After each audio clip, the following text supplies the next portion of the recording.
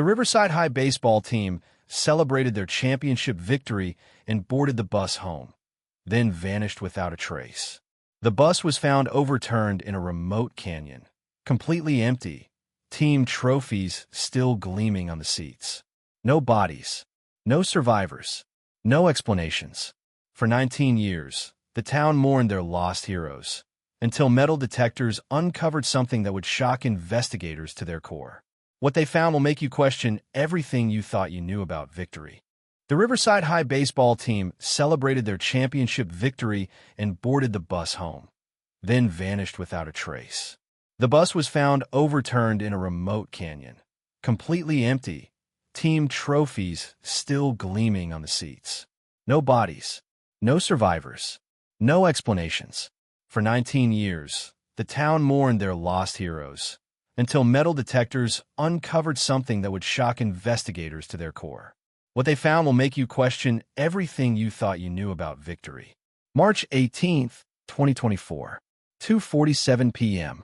The metal detector in Jessica Martinez's hands began screaming with the kind of urgent beeping that made experienced archaeologists stop everything and pay attention. She was a UC Davis graduate student working on her dissertation about historical mining sites in the Sierra Nevada foothills, but the signal coming from her equipment suggested something far more recent than 19th century prospecting tools. "Dr. Chun, you need to see this," Jessica called her supervising professor, who was documenting GPS coordinates 50 yards away. The reading on her detector was off the charts. Multiple metallic objects clustered together in a pattern that didn't match the scattered artifacts they'd been finding all week. As Dr. Sarah Chun approached, Jessica couldn't shake the feeling that this location was familiar. They were working in a remote canyon about 4 hours northeast of Sacramento, mapping sites for a comprehensive archaeological survey. But something about the terrain, the way the hills curved around the narrow valley, triggered a memory she couldn't quite place. "What kind of reading are you getting?" Dr. Chen asked, pulling out her own detection equipment to confirm Jessica's findings. "Multiple objects, maybe 20 or 30, all clustered in about a 50-foot radius," Jessica replied, adjusting her equipment to narrow the search pattern. "The depth readings suggest they're buried maybe 3 feet down, which is weird for mining equipment. Most of the historical stuff we've found has been surface level or much deeper." Dr. Chun frowned as her detector confirmed Jessica's readings. In 15 years of archaeological fieldwork, she'd learned to trust her instincts when something felt wrong about a site. The metallic composition is strange too. These readings look more like personal jewelry, belt buckles, maybe athletic equipment. Athletic equipment. The words hung in the mountain air like a revelation waiting to happen. Jessica Martinez had grown up in Riverside, California, about 2 hours south of where they were working. She'd heard the story her entire life. The baseball team that had vanished after winning the state championship in 2005. Her grandfather, Coach Frank Martinez, had been on that bus, along with 20 other people who'd simply disappeared into thin air, leaving behind only an empty, overturned school bus and a mystery that had haunted her family for 19 years. "Dr. Chun," Jessica said, her voice barely steady, "I think we need to call the police." As they began carefully excavating the area where the metal detectors had gone crazy, Jessica's tools revealed objects that made her heart race with recognition and dread. A championship ring with Riverside Eagles 2005 engraved on the band. A metal belt buckle shaped like a baseball glove. A class ring from Riverside High School with the initials JS that could only belong to Jake Sullivan, the star pitcher who'd been planning to attend Arizona State on a full scholarship. But it was the final item that confirmed what Jessica had suspected from the moment her detector started screaming. A whistle on a metal chain, tarnished by 19 years in the ground, but still readable. Coach Martinez, engraved in careful script across the silver surface. Jessica was holding her grandfather's whistle, the same whistle he'd used to call practice, to settle disputes, to celebrate victories. The whistle that had been around his neck when he'd boarded the team bus for the last time on May 15, 2005. Dr. Chun reached for her satellite phone to call the authorities, but Jessica was already digging deeper, her archaeological training warring with a desperate need to know what had happened to the grandfather she'd never met. Because if his whistle was here, buried deliberately in this remote canyon, it meant the Riverside High Eagles hadn't died in a bus accident. They'd been murdered, and someone had spent 19 years making sure their bodies would never be found. Coach Frank Martinez had built the Riverside High Eagles from nothing into legends. But his greatest achievement wasn't the championship trophy sitting in the school's display case. It was the way he transformed 18 teenagers from different backgrounds into a family that believed they could conquer the world one baseball game at a time. At 38, Frank carried himself with the quiet confidence of a man who'd found his calling. He'd played AAA ball for 3 years before a shoulder injury ended his professional dreams. But coaching had given him something better than individual glory. The chance to watch young men discover they were capable of more than they'd ever imagined. His own son Danny, just 16 and the youngest player on varsity, sat in the dugout during practices listening to his father's philosophy about baseball and life. Champions aren't made in the games everyone's watching, Frank would tell his team during their 6 a.m. conditioning sessions. Champions are made in the dark, when nobody's cheering, when you're tired and want to quit, but do the work anyway. Jake Sullivan embodied that philosophy.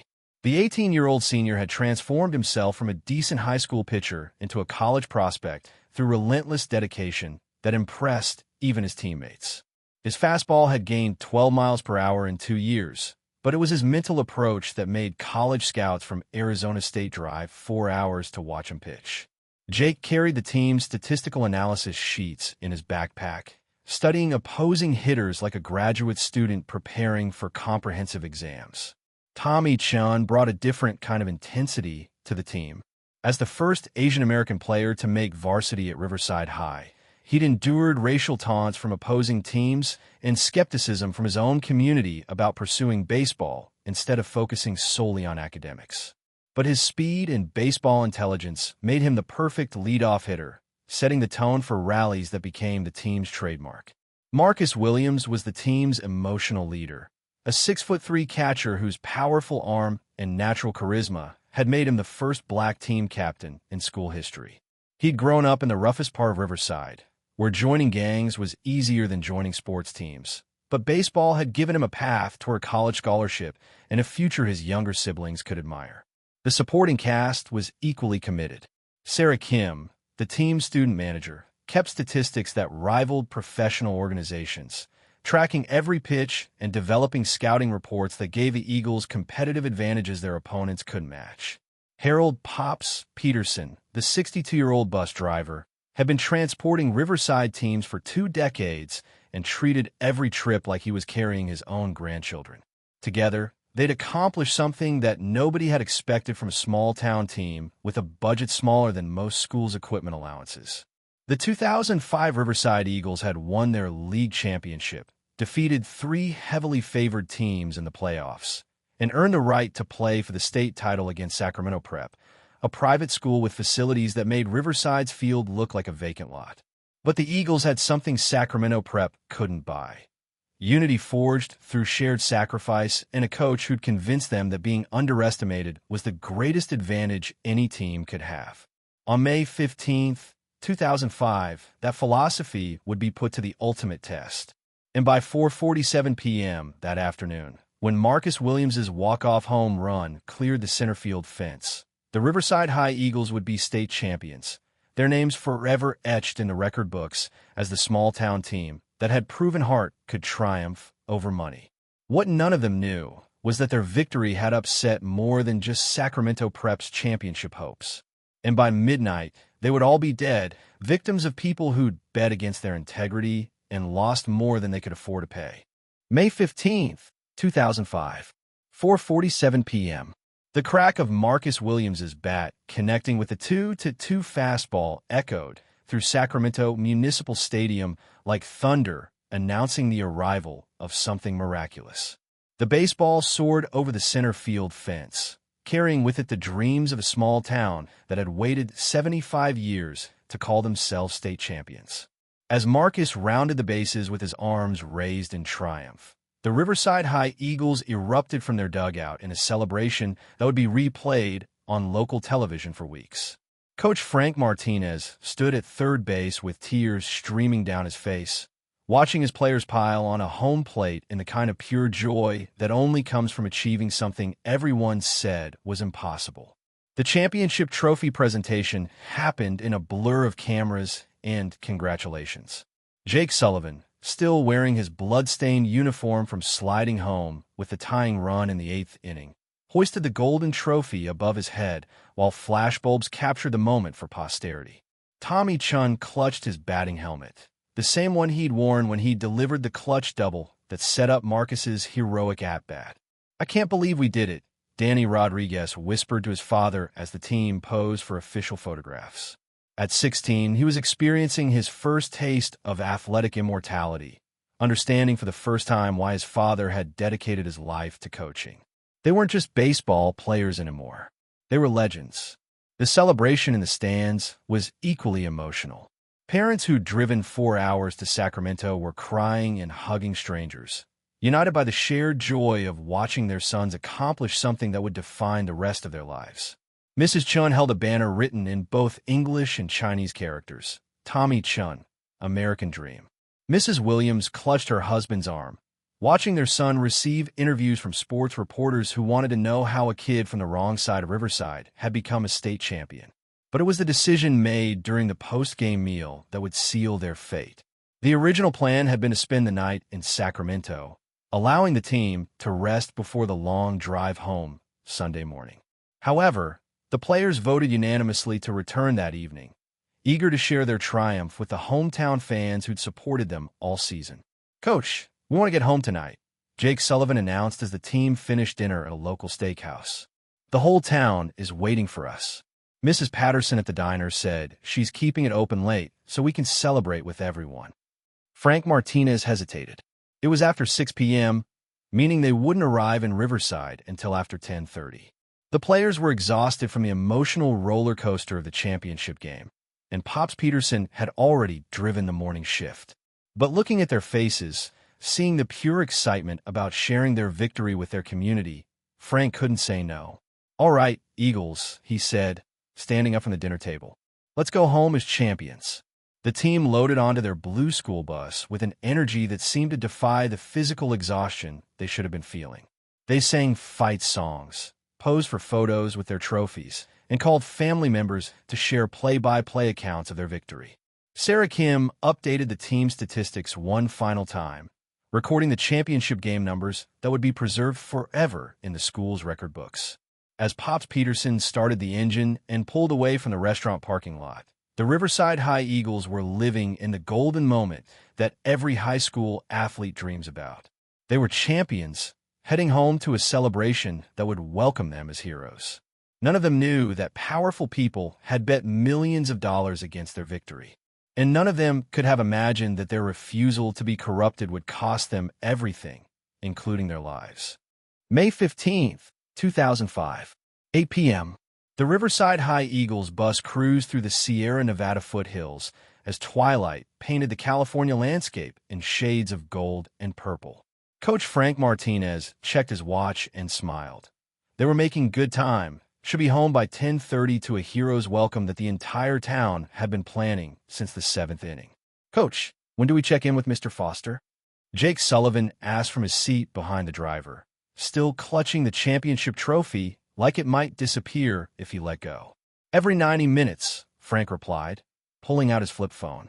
"Right about now, actually." The call to athletic director James Foster went smoothly. "Team making good time. Players tired but excited. Expected arrival at Riverside High still on schedule. Everything normal for a championship team heading home to glory." What Frank didn't know was that the call was being monitored by people who had very different plans for the Riverside Eagles homecoming.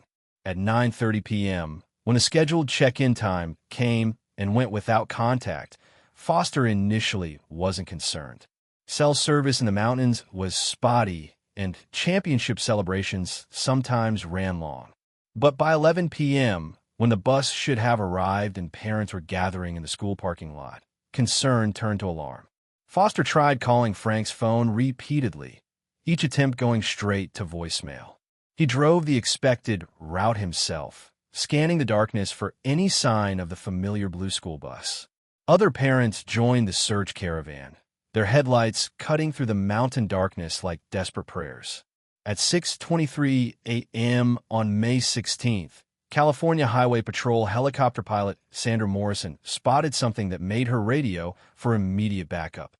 15 miles off Highway 50, down a steep embankment that should have been impossible for a school bus to navigate, she saw the overturned wreckage of a blue vehicle that matched the description of the missing Riverside team bus. The rescue operation required specialized equipment and mountain rescue teams to reach the crash site. When they finally rappelled down to the overturned bus, what they found defied every assumption about traffic accidents and survival. The bus was structurally intact despite the rollover. The windows were shattered, but the frame held together. Inside, championship trophies sat secured in their seats, undamaged by the crash. Personal belongings, cell phones, wallets, team jackets, remained exactly where they should be if passengers had been wearing or carrying them during impact. But there were no passengers, no bodies, no blood, no evidence that 21 people had been inside the bus when it crashed. Rescue team leader Captain David Hayes had worked hundreds of accident scenes, but he'd never encountered anything like this. It's like they just evaporated, he radioed back to command. Everything else is here. There's stuff, the trophies, even a half-eaten sandwich on one of the seats. But no people. The scene made no logical sense. The bus had somehow traveled 15 miles off the main highway, down terrain that should have been impossible to navigate, and crashed in a location invisible from any road. There were no skid marks indicating the driver had tried to avoid the crash. No mechanical failures that would explain losing control. No evidence of another vehicle being involved. Most disturbing of all, there were no footprints leading away from the crash site. In the soft soil around the overturned bus, search dogs found no scent trails. Helicopters scanning the surrounding wilderness saw no signs of people who might have walked away from the accident. The California Highway Patrol's official report would eventually conclude that the Riverside High baseball team had died in a tragic bus accident, their bodies scattered by wildlife in terrain too difficult to search thoroughly. The case would be closed as a transportation fatality with no criminal implications. But that official conclusion was a lie designed to hide the truth about what had really happened to 21 people whose only crime was refusing to be corrupted by criminals who'd bet against their integrity. The empty bus was evidence of something far worse than a traffic accident. It was proof of a mass murder that powerful people needed the world to believe had never happened.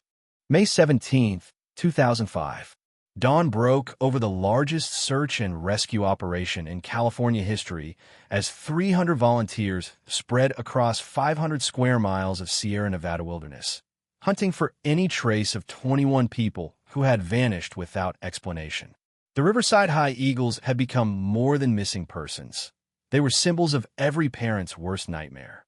Detective Maria Santos coordinated the search from a command post established at the crash site, studying maps that showed terrain so rugged it could hide an army. At 34, she'd worked dozens of missing persons cases, but never one where an entire busload of people had disappeared from a vehicle with no mechanical problems, no driver error, and no logical explanation for how it had reached such a remote location. Something's not right about this scene, Santos told FBI Special Agent William Hayes, who'd been assigned to the case due to the potential for kidnapping charges involving minors. I've never seen a rollover accident without blood evidence, especially with 21 occupants. These kids should have been injured, scared, leaving traces of their presence. The search operation deployed every available resource. Helicopters with thermal imaging equipment scanned the wilderness for body heat signatures. Search dogs trained to detect human remains worked grid patterns through forests and ravines. Cave rescue specialists explored underground areas where survivors might have sought shelter. But it was the evidence they didn't find that made the case increasingly mysterious. No footprints leading away from the bus. No torn clothing caught on branches. No signs that anyone had attempted to climb out of the canyon where the bus had crashed. The championship team had simply evaporated, leaving behind only their belongings and trophies. Community response was overwhelming. Parents who'd never met became lifelong friends united by shared grief. The Martinez family organized search parties every weekend for months. The Sullivans hired private investigators who cost them their retirement savings. The Chun family, devastated by losing their only son, returned to Taiwan when the searches yielded nothing but false hope. By the third day, searchers began finding evidence that should have provided answers but only deepened the mystery. Tommy Chin's batting helmet was discovered 2 miles from the crash site, showing no damage consistent with a bus accident. Marcus Williams's championship ring was found near a creek bed, polished clean as if someone had deliberately placed it there. The strangest discovery came from Sarah Kim's statistical notebook, found buried under leaves with pages torn out in a pattern that suggested someone had removed specific information. The remaining pages contained detailed scouting reports and team statistics, but missing were the financial records Sarah had kept tracking team expenses and fundraising efforts. Private investigator Thomas Morrison, hired by Pooled Family Resources, uncovered information that law enforcement seemed reluctant to pursue. 3 days before the championship game, Morrison discovered an unknown man had approached Jake Sullivan at a gas station near the school, offering him $50,000 to make sure the game stayed close. Jake had reported the incident to Coach Martinez, who'd immediately contacted school administrators. But there was no record of that report in official files. No documentation that Riverside High had alerted authorities about potential game-fixing attempts. No evidence that anyone had taken the bribery attempt seriously enough to investigate. Morrison's findings painted a picture of a championship team that had been targeted by gambling interests and refused to cooperate. The timing of their disappearance, immediately after an upset victory that had cost illegal bookmakers millions, suggested motives that went far beyond random violence or transportation accidents. Yet every lead Morrison developed seemed to hit bureaucratic walls. Witnesses who'd seen suspicious vehicles near the school suddenly couldn't remember details. Phone records that might have shown communication between team members and unknown parties were mysteriously unavailable. Even the bus company's maintenance records disappeared from their files. By September 2005, the official search had been quietly discontinued. Families were told their loved ones had died in a tragic accident, their bodies lost in wilderness too vast and dangerous to recover. Memorial services were held without remains, leaving parents unable to find closure. But the evidence Morrison had gathered suggested something far more sinister than a traffic accident. The Riverside High Eagles hadn't died because of mechanical failure or driver error. They'd been eliminated because they'd refused to be corrupted, and their integrity had threatened people powerful enough to make 21 lives disappear without a trace. 19 years is a long time to carry grief that has no body to bury, no grave to visit, no concrete proof that the people you loved are actually dead. The families of the Riverside High Eagles learned that hope can be both a blessing and a curse, keeping the heart alive while slowly destroying the soul. Elena Martinez had aged 20 years in the decade following her husband and son's disappearance. As a young mother of 35, she'd been planning Coach Frank's surprise birthday party and helping Danny with his algebra homework. By 2015, she was a ghost of herself, haunting the baseball field where her family had spent their happiest moments, waiting for a miracle that rational people had stopped believing in. "They're coming home," she would tell her surviving children when they begged her to accept that Daddy and Danny were gone. "I can feel it. Mothers know these things." The Riverside High baseball field had become a shrine. Jersey numbers 15 and 7, Frank and Danny Martinez, were retired and painted on the outfield fence in blue and gold. A bronze plaque near the dugout listed all 21 names with the inscription, "Gone but not forgotten. Eagles forever." But Elena knew the truth that the memorial couldn't acknowledge. Without bodies, without proof of death, her family existed in a limbo that made healing impossible. Jake Sullivan's parents had taken a different path through their grief. They'd established a scholarship fund that had grown to over $200,000, supporting young athletes who embodied the integrity their son had died for. But privately, Jim Sullivan drank himself to sleep most nights, haunted by dreams of his son calling for help from places he couldn't reach. The Chin family had returned to Taiwan in 2007, unable to cope with the constant reminders of Tommy's absence. Mrs. Chun had suffered a nervous breakdown after the third anniversary memorial service, and doctors recommended removing her from environments that trigger traumatic memories. They'd sold their Riverside home to the Martinez family for far below market value, asking only that someone who understood loss take care of the garden where Tommy had practiced his swing. Detective Maria Santos had retired in 2015, but she'd never closed the Eagles case in her mind. 20 years of law enforcement had taught her to recognize when evidence didn't match official conclusions, and the Riverside disappearance violated every principle of criminal investigation she'd learned. Her garage contained boxes of files, photographs, and witness statements that painted a very different picture from the traffic accident theory that had satisfied her superiors. The most persistent investigator was Jessica Martinez, Frank's granddaughter, who'd been born 3 months after the disappearance.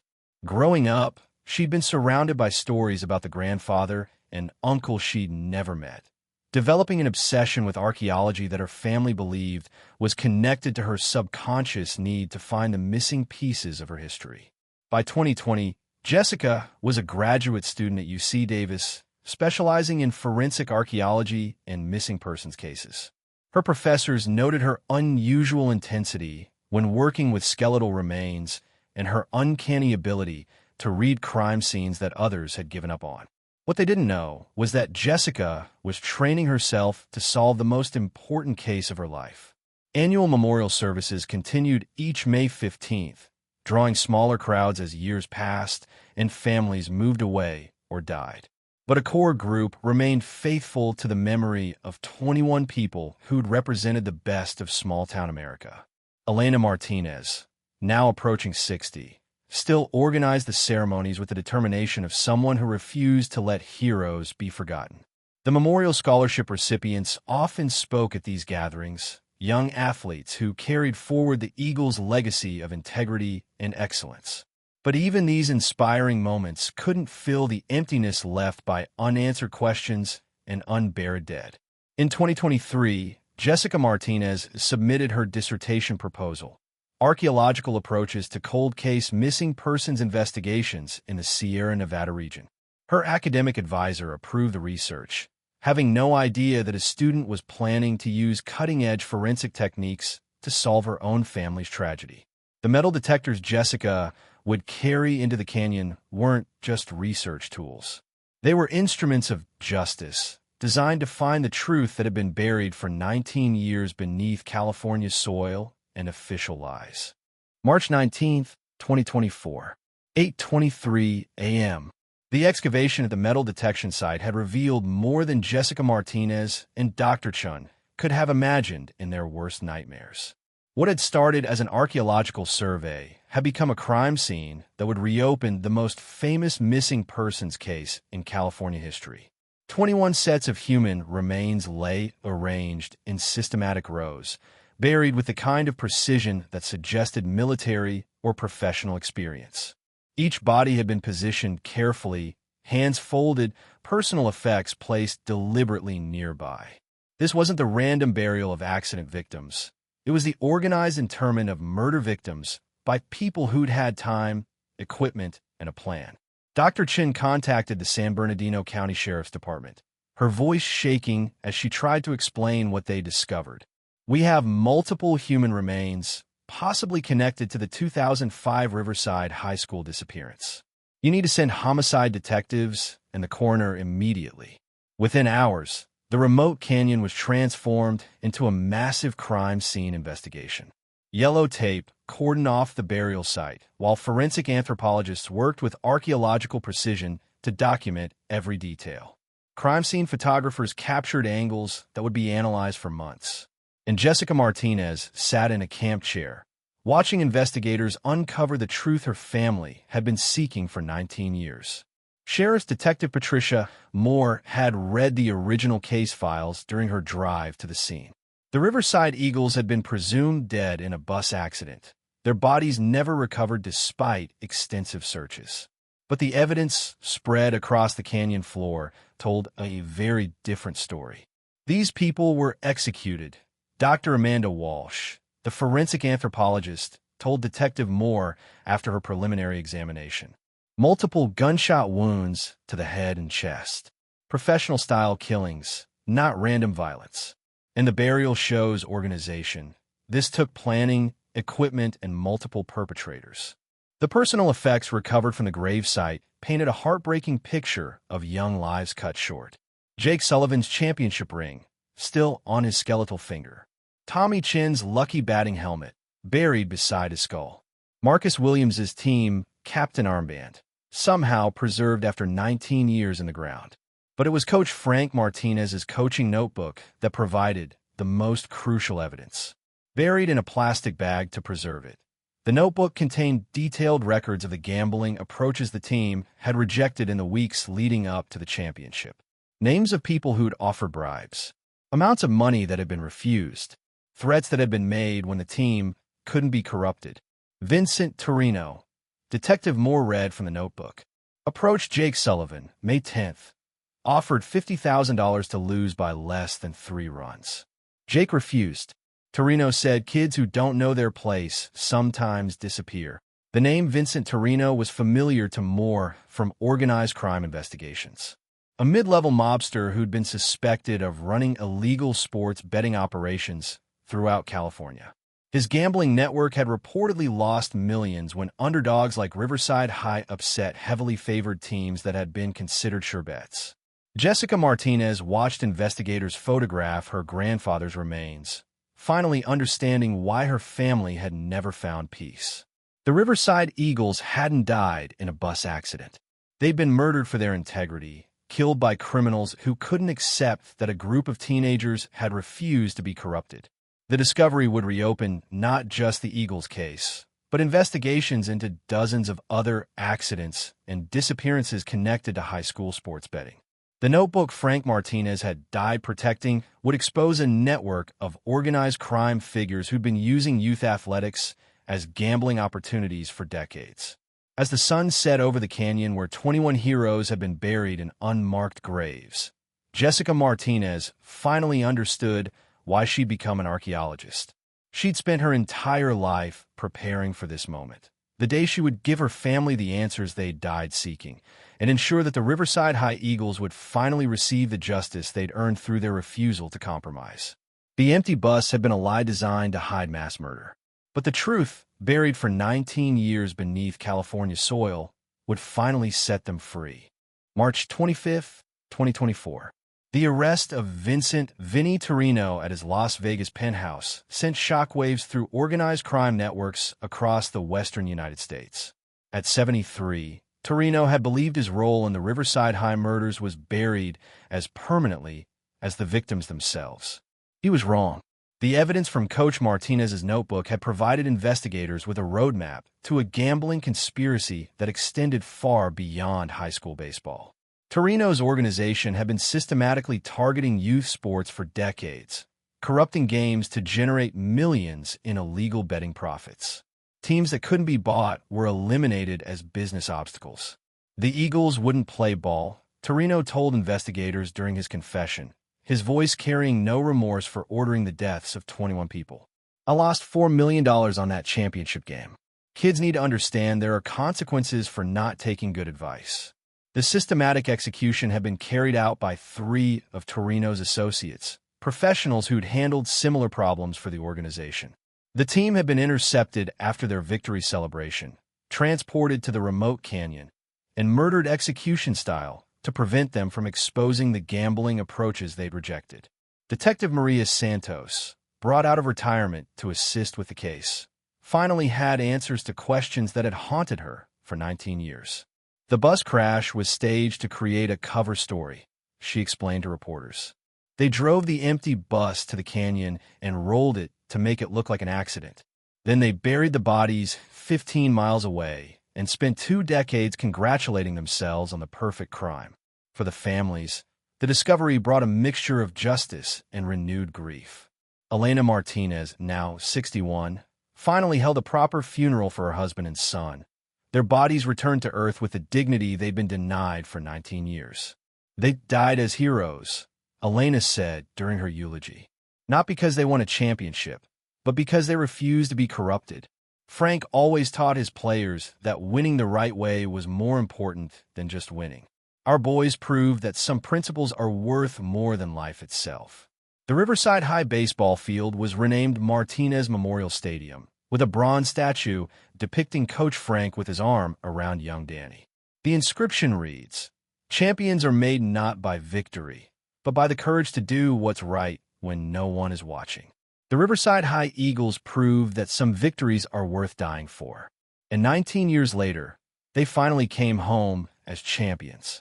The Riverside High baseball team, who refused to fix their championship game, proved that young athletes would die rather than compromise their integrity, and ultimately exposed an organized crime network so extensive it required 19 years of cover-up to conceal the full scope of their crimes against amateur sports. The metal artifacts buried with their bodies finally revealed the corruption that badges and betting interests died trying to conceal. The canyon that hid systematic murder became a monument to the courage of athletes who chose honor over survival. How many other teams lie beneath American soil, their murders disguised as accidents? What happens when organized crime targets athletes who won't be corrupted? Can amateur sports survive when refusing to cheat becomes a death sentence? Drop a comment below and let us know. Do you believe organized crime elimination of honest athletes still happens today? Hit the like button, subscribe, and turn on notifications for more investigations that prove integrity is more durable than corruption.